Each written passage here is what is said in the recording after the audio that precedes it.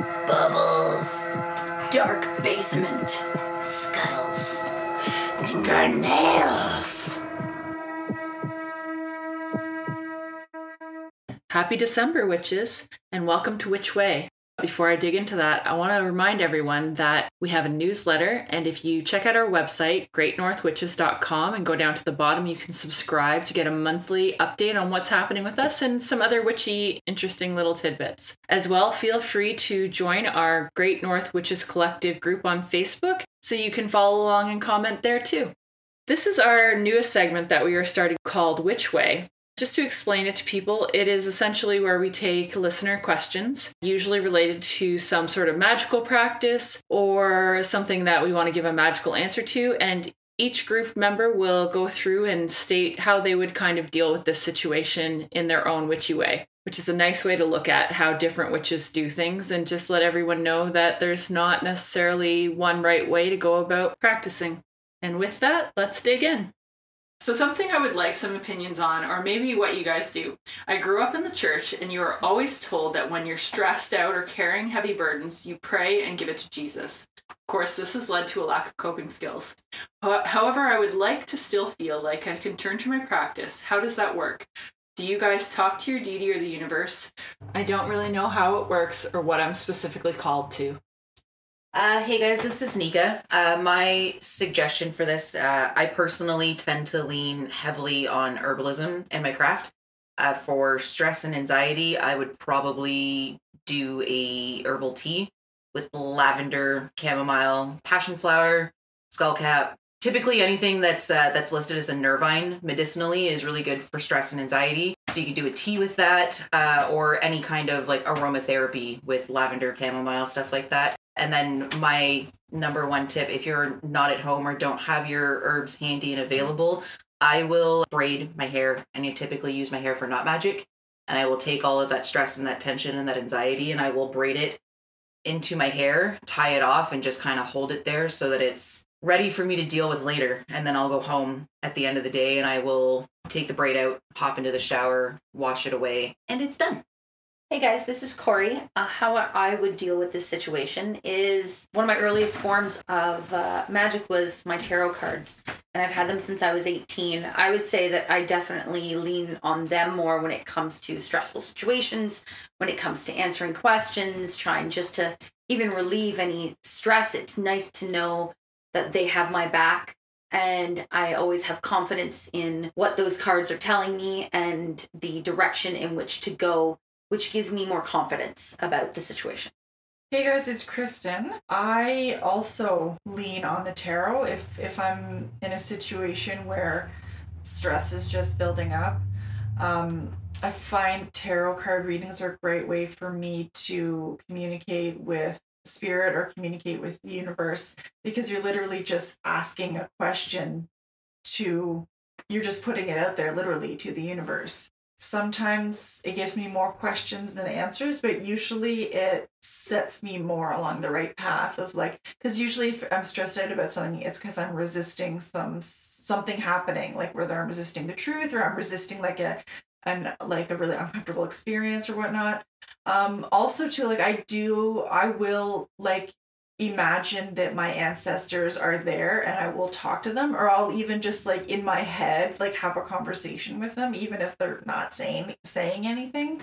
Sometimes I do actually find that prayer helps, even if it's just in the short term, just saying that you're putting that intention out that, okay, this is what I'm hoping for, this is what I want, this is what I'm working towards. Hey guys, it's Rose.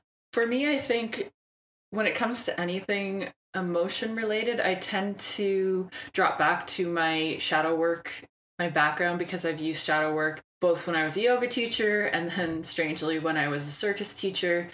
And in meditation, it comes in really handy to be able to access shadow work when meditation is not working for you.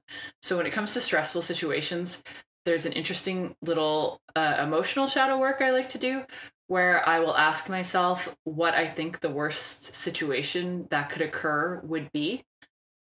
And it's normal for our minds to really race around with that idea and try to think about it a lot. Like, oh my God, if this horrible thing happened, then this would happen. And we get kind of looped into that. And it's the thinking that actually causes the stress more than the situation that's actually occurring. So one of the ways to short circuit that is, once you've said to yourself, the worst thing that could happen is, you sit and try to feel where that is in the body and welcome that energy in, so that that sort of stressful, anxious energy, you say the sentence in your mind, like, just picking a random sentence, like, if I go out today in this snowstorm, I might get in a car accident and die. And I know it sounds dramatic, but sometimes you need to say the worst possible thing to process that emotional energy that's buried under that fear that's controlling you. So I might say the worst possible fear and then sit and see if that brings up a lot of emotional energy, and try to allow that emotional energy to move into me, and then it tends to dissipate. If the sentence you say doesn't seem to cause any increase or change in your energy, then I would say try a different sentence, because that might not be what's really scaring you. And usually if you try a couple different possibilities of worst case scenario sentences, you'll notice when there's one that seems to grip you the most. And that's the one you want to try repeating a couple times to feel where the emotional energy is. Invite that emotional energy in as if it was like your best friend. And when you welcome it in and sit with it in your body, it allows that energy to move through, because stress is often the act of trying to push away things. And that creates a sort of barrier that prevents the energy from moving. So that's usually what I go to. This is Aiden. As a necromancer, I speak a lot with my ancestors. I often involve them in my divination because I do count on them to guide the divination. I do use cards a lot, and that helps me kind of prioritize what I should be dealing with to help with whatever worries, anxieties, and things like that I'm dealing with. I find that's a great way to incorporate your craft into it. Also doing hedge witchery, just like Nika said, using herbs, ingredients that are going to physically help you and ground you. That's always good to get a clear mind, especially even before you do something more on the magical side of things. Hi, this is Kyla. I was told that I shouldn't give my answer because I have some unhealthy coping mechanisms that I am working on. But some of the things that are good that I have been working on are breathing exercises alone. Never underestimate the basic things. It may not be this big performance in witchcraft, but just simple meditation of breathing exercises, taking a deep breath in through your nose and out through your mouth, can really help release a lot of tension and stress. Having a cleansing shower where you basically envision that stress and anxiety and any bad thoughts in your head coming out through your skin and through your hair and washing away with the water. Another really great coping mechanism where, since I don't really work with deities, I don't really have someone to talk to, is write it down. Write it down. It will help you clear your head, sort your thoughts, and get it out of your head onto the paper, and anything that you want no longer in there is down on paper. It's literally taking it out, and then you burn that sucker and release that out. Another simple way is energy transference, as simple as picking up a rock, holding it in your hand and concentrating all your stress into that rock, and then hucking it in a river. Or at a person. Or at a person if you need Don't to. do that. We are not legally responsible. Yeah. I'm a bit of a bottler. I tend, as an empath, I deal with not only my emotions, but with other people's emotions and energy that they put off, and it can be very overwhelming. So unfortunately, I have developed a bad habit of bottling emotions and stress, but it is something I am working on to try to figure out other means to release that stress. Hi, this is Sammy. As my practice evolves, I find myself going to the woods more. I'm definitely a person that's drawn to trees and dirt. It's winter here in Canada now, which means that if none of my plants need repotting and I have deadheaded them to almost non-existence, I'll go to the grocery store and rescue a new plant and a bag of soil just so I can get my hands in some dirt and be the gremlin gardening in my kitchen that my husband says I am.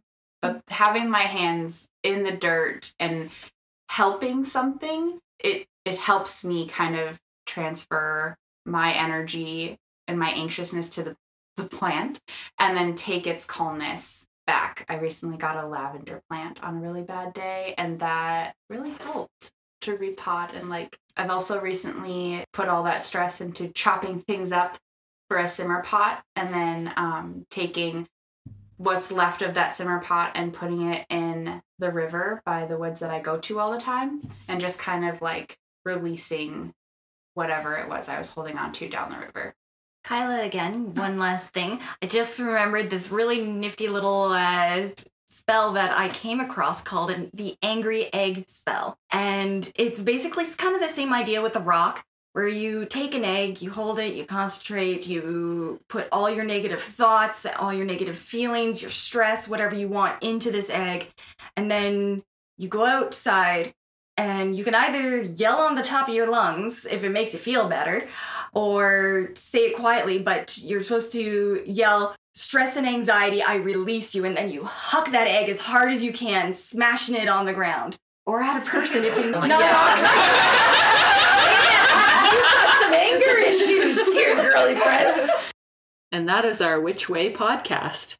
If you'd like to send in your questions, you can email us at greatnorthwitches@gmail.com or check out our website, greatnorthwitches.com, and you'll find a place to submit your questions there. And we hope to hear from you, and have a witchy day.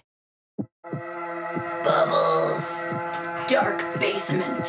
Scuttles. Fingernails.